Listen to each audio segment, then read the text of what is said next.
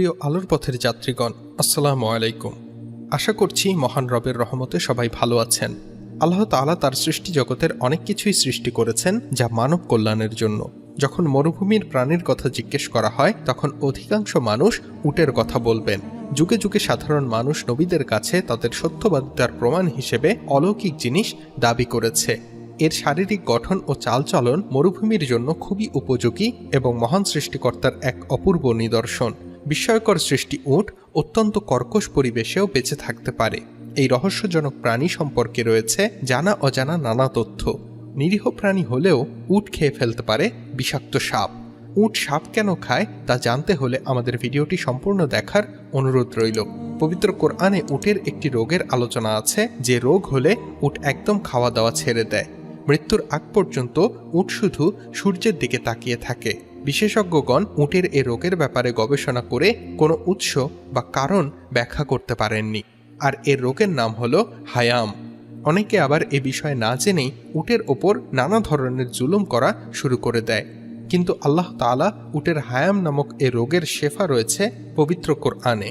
এর মহাঔষধ হচ্ছে একটি জীবিত সাপ খাইয়ে দেয়া। অনেক সময় সে নিজে নিজেও তা খেয়ে থাকে। উটটি যখন সাপটিকে গিলে ফেলে এ অবস্থায় প্রচণ্ড তৃষ্ণা বাড়তে থাকে এবং 8 ঘন্টা এ অবস্থায় থাকে। আর তখন উটের চোখ থেকে অঝোর ধারায় পানি প্রবাহিত হতে থাকে। উটের চোখ থেকে যে পানি বের হয়ে থাকে তা খুবই মূল্যবান পানি, কেননা এ পানি অন্য পানি থেকে সম্পূর্ণ আলাদা। এ চোখের পানিকে তিরআক বলা হয়। আর তিরআক এমন এক মহাঔষধ যা কিনা যে কোনো প্রাণীর বিষকে নষ্ট করার জন্য উপযোগী। মূল্যবান তিরআক অনেক কষ্টে তৈরি করা সম্ভব এবং ব্যয়বহুল। সে তিরআকই হচ্ছে উটের সেই চোখের পানি, যা বিষক্রিয়া নষ্ট করায় চিকিৎসায় কার্যকরী। এ চোখের পানিকে ছোট চামড়ার থলেতে সংরক্ষণ করে রাখা যায়। উটের পিপাসার এ রোগটিকে কোরআন মাজিদে জাহান্নামীদের শাস্তির সাথে তুলনা করে বয়ান করা হয়েছে, যার অর্থ কিছুটা এমন: অতঃপর তার ওপর গরম পানি টকবক করতে থাকবে আর পানকারী পিপাসায় উটের মতো পানি পান করবে। নিরীহ প্রাণী হলেও উট খেয়ে ফেলতে পারে বিষাক্ত সাপ। মূলত এটি পবিত্র কোরআনের একটি বিস্ময়কর রহস্য। উট এমন এক প্রাণী যেটির বৈশিষ্ট্য অন্যান্য প্রাণী থেকে একটু ভিন্ন ও অদ্ভুত। উট সাপ কেন খায় এ বিষয়ে কোরআন ও বিজ্ঞানের আলোকে অত্যন্ত চমৎকার কিছু তথ্য আপনাদের সাথে শেয়ার করব।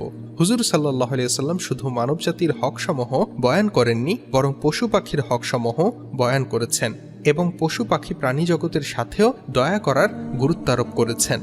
জানোয়ার সমূহের বৈশিষ্ট্য সৌন্দর্য বর্ণনা করার জন্য একটি কথাই যথেষ্ট যে কোরআনে পাকে বিভিন্ন জায়গায় প্রাণী জগতের বর্ণনা এসেছে। শুধু তাই নয়, কোরআন পাকের কয়েকটি সূরার নামও রাখা হয়েছে পশু পাখির নামে, যেমন সূরা বাকারা অর্থাৎ গাভী গরু, এরপর সূরা আনাম অর্থাৎ চতুষ্পদ জন্তু, সূরা নাহল মধুমক্ষী, সূরা নমল পিঁপড়া, সূরা আনকাবুত মাকড়সা, সূরা ফিল হাতির নামে সূরা কোরআন পাকে রয়েছে। তেমনইভাবে সূরা ইউসুফে উটের আলোচনা আছে। উট এমন এক প্রাণী যেটির বৈশিষ্ট্য অন্য প্রাণী থেকে ভিন্ন ও অদ্ভুত। পানির ব্যাপারে গবেষকগণ বলেন যে উটের এ চোখের পানি খুবই মূল্যবান পানি। সেজন্য এ চোখের পানিকে বিজ্ঞ লোকেরা ছোট চামড়ার থলেতে সংরক্ষণ করে রাখে, কেননা এ পানি অন্য পানি থেকে সম্পূর্ণ আলাদা। এ চোখের পানিকে তিরআক বলা হয়। আর তিরআক এমন এক ঔষধ যা যে কোনো প্রাণীর বিষকে নষ্ট করার জন্য তৈরি করা হয়। আর যে মূল্যবান তিরআক অনেক কষ্টে তৈরি করা সম্ভব, সে তিরআকই হয় সে উটের চোখের পানি, যা বিষক্রিয়া নষ্ট করায় চিকিৎসায় কার্যকরী। উট সাপের বিষে পানি পান করতে থাকে আর জাহান্নামীদের টকবক করে সিদ্ধ হতে থাকা পানি পান করতে থাকবে। সে পানি এতই গরম যা তাদের মুখের সামনে আনার সাথে সাথে তাদের চেহারার গোস্ত গলে পড়বে। তবুও তারা এক শ্বাসে সে পানি পান করবে আর তা তাদের পেটের সব আতুরি কেটে পেছনের রাস্তা দিয়ে বের হয়ে যাবে।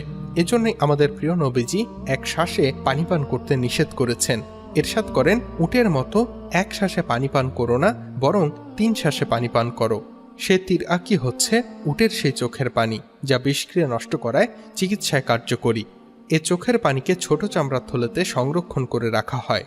প্রিয় ভিউয়ার্স, ভিডিওটি ভালো লাগলে অবশ্যই একটি লাইক দেবেন এবং বেশি বেশি শেয়ার করুন।